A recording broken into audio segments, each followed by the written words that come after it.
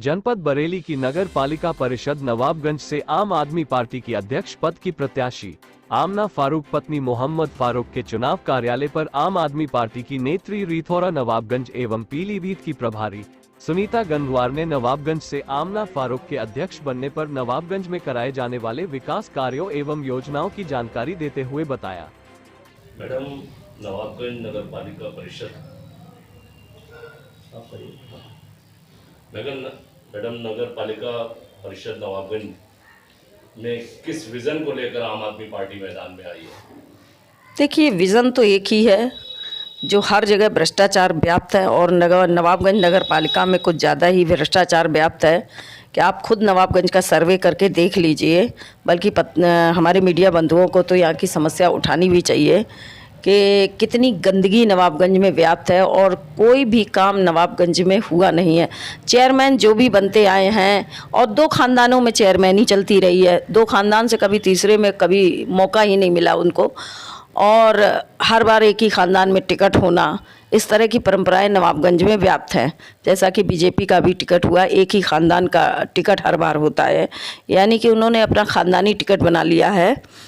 तो जब आपस में एक हिंदू मुस्लिम का माहौल पैदा करके बीजेपी यहाँ पे चुनाव लड़ती आई, लेकिन आम आदमी पार्टी के आने से, क्योंकि हम जनता के मुद्दों पे चुनाव लड़ते हैं, हम किसी जाति धर्म पे चुनाव नहीं लड़ते हैं, तो इसलिए इस बार नवाबगंज में बिल्कुल भी आपको कहीं से कहीं हिंदू मुस्लिम माहौल नहीं मिलेगा। आज आम आदमी पार्टी को हिंदू वर्ग भी लड़ा रहा है, मुस्लिम वर्ग भी लड़ा रहा है, हर जाति के लोग लड़ा रहे हैं इस चुनाव को। और यहाँ की जनता से जो हमें संदेश मिल रहा है कि इस बार नवाबगंज की जनता हो सकता है कि एक बहुत बड़ा बदलाव लाकर आपको दिखाए। मैडम, जैसे कि आप यहाँ से विधानसभा चुनाव प्रत्याशी रही हैं और नवाबगंज से आपकी काफ़ी नज़दीकियाँ हैं, तो हम ये जानना चाहेंगे कि नवाबगंज की ऐसी कौन सी 3 समस्या हैं जो कि अब तक किसी चेयरमैन द्वारा नहीं आती है? देखिए, सबसे बड़ी जो यहाँ की समस्या है, जहाँ की नरकी गलियाँ हैं, गलियाँ एक मैंने नौबतगंज की नरकी गलियाँ जिसमें लोग चाली डाल के निकलते थे, उन गलियों के लिए आवाज़ उठाई थी, बहुत लड़ाई लड़ी, उस नर्क में मैं भी घुसी थी। वो गलियां तो बन गई, लेकिन जो मूल समस्या है वो अभी भी बाकी, वो है ड्रेनेज की समस्या। यहाँ पानी के निकासी की बहुत बड़ी समस्या है। कहीं किसी के तालाब में निकाल दिया जाता है, न किसी के प्लाट में निकाल दिया जाता है, जिससे झगड़े होते हैं। आए दिन यहाँ पर झगड़े होते रहते हैं इस बात को लेकर। ये झगड़े क्यों हो रहे हैं? ये यहाँ के चेयरमैनों की या शासन की गलती है। चेयरमैन क्या होता है? यहाँ की नगर पालिका की वो एक सरकार होता है, तो वो लोग काम नहीं करते हैं। कोई समस्या ड्रेनेज की, जब आप नाले चौक है, पानी निकल नहीं रहा, गलियों में पानी भर रहा है, तो लोग आपस में अड़ोसी पड़ोसी लड़ जाते हैं कि तुमने मेरी तरफ क्यों कर दिया पानी, तुमने मेरी तरफ क्यों कर दिया। तो सबसे पहला काम यहाँ पर ड्रेनेज की समस्या को, अगर आम आदमी पार्टी का चेयरमैन बनता है तो पानी की ड्रेनेज की समस्या को दूर किया जाएगा। उसके अलावा यहाँ पर जो है जो ये ऑटो स्टैंड है, ऑटो स्टैंड नाम की कोई चीज़ नहीं है। रोड पर खड़े रहते हैं, जिससे मेन रोड यहाँ का जो मार्केट का है वो बिल्कुल जाम बना रहता है। कई दुर्घटनाएं तक वहाँ हो गई हैं और लोग ख़त्म हो गए हैं। मतलब एक मेन चौराहे पर ये स्थिति है, तो आप नवाबगंज के लिए क्या करेंगे? तो उस टेम्पो स्टैंड एक बनाना है मुझे, जिससे कि वहाँ पर भी ये जाम लगना बंद हो जाए, लोगों का आवागमन जो है सुगम हो सके। तीसरा है, एक बच्चों के खेलने के लिए कोई पार्क नहीं है, कोई ऐसी जगह नहीं है कि जहाँ पर लोग नवाबगंज में अगर शाम को टहलना चाहे, मन करे घर से निकल के आने का, तो वहाँ पर बैठ सके।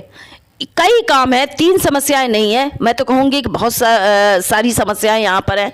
काम कोई करने वाला था ही नहीं। सबको नवाबगंज में चेयरमैनी का पैसा दिखाई देता है कि करोड़ों का जो पैसा आ जाए, बस मुझे चेयरमैन जनता बना दे और उस पैसे पर मैं कुंडली मार कर बैठ जाऊँ और जनता के पैसे को निगल जाऊँ। यही परंपरा यहाँ पर रही है। लेकिन इस बार अगर चेयरमैन आम आदमी पार्टी का बना तो ये परंपरा टूटेगी। जनता का पैसा जनता में खर्च किया जाएगा और मैं जनता को उसका हिसाब भी दूंगी। अभी मैं आपको जानकारी के लिए बता दूं, 28 करोड़ मुझे नेट से जानकारी मिली है, 28 करोड़ रुपया अभी भी पेंडिंग यहाँ का पड़ा है। बाकी रुपया कहाँ खर्च किया गया ये तो चेयरमैन ही साहब जानते होंगे। और वो 28 करोड़ पर सबकी गिद्ध दृष्टि लगी हुई है कि इस रुपया का मुझे चेयरमैन जनता बना दे तो मैं इस रुपये को आराम से जो है निकाल कर अपने हिसाब किताब में ले लूँ। लेकिन मैं ऐसा नहीं होने दूंगी। वो जनता का पैसा है, वो 28 करोड़ भी जनता के लिए खर्च किया जाएगा। ये आम आदमी पार्टी का जनता से वादा है। मैडम, अगर आम आदमी पार्टी का यहाँ से चेयरमैन बनता है नवाबगंज से, तो विकास का मॉडल क्या होगा आपका? विकास का बहुत सारा, आप मेरा घोषणा पत्र देख सकते हैं और मेरे घोषणा पत्र को आप प्रकाशित कर सकते हैं अपने मीडिया चैनल के माध्यम से कि हमने क्या क्या घोषणाएं की है। एक तो सबसे बड़ी जो पार्टी की तरफ से घोषणा है, जो हमारे अरविंद केजरीवाल जी ने निकाय चुनाव के लिए घोषित किया है कि पानी का बिल माफ़ होगा पूरी तरह से, फ्री, यानी कि पानी जनता को दिया जाएगा, और हाउस टैक्स हाफ होगा। मुख्य 2 बिंदु तो पार्टी के हैं। उसके अलावा जो क्षेत्रीय समस्याएं हैं, उन क्षेत्रीय समस्याओं को दूर किया जाएगा। जैसे यहाँ पे कोई कन्या इंटर कॉलेज नहीं है, एक कन्या इंटर कॉलेज की, क्योंकि यहाँ पे शिक्षा की बहुत कमी है, और उस शिक्षा की कमी के कारण जो है यहाँ के जो भी जनप्रतिनिधि बनते आए वो जनता का शोषण करते आए हैं। इसके अलावा मैं बता दूं, आपके पास घोषणा पत्र अगर आपके पास नहीं पहुँचा है तो मैं उस चीज़ को बताए दे रही हूँ।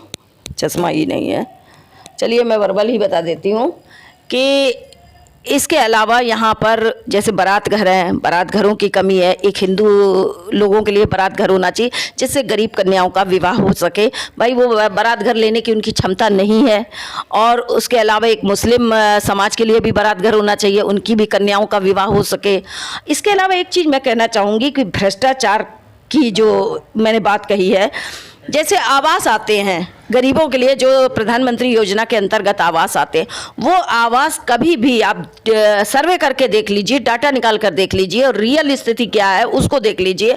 वो आवास उन गरीबों को नहीं मिलते हैं जो वाकई उसके पात्र हैं। अगर किसी गरीब को मिलता भी है तो उसे उसमें कम से कम 20% कमीशन देना पड़ता है, तब उसे वो आवास। ये कमीशन खोरी को बंद करना है, दलाली प्रथा को बंद करना है कि कोई भी काम बिना दलालों के नहीं होता है। मेरी जनता से ये अपील है कि डायरेक्ट आप बात करिए, चेयरमैन आपसे डायरेक्ट बात करेगा, आप सीधे चेयरमैन से बात करिए, मुझसे बात करिए। चेयरमैन साहब अगर आपका काम नहीं कर रहे तो मैं बैठी हूँ, उस काम को किया जाएगा। हमें बीच में दलाल लोगों की बिल्कुल आवश्यकता नहीं है।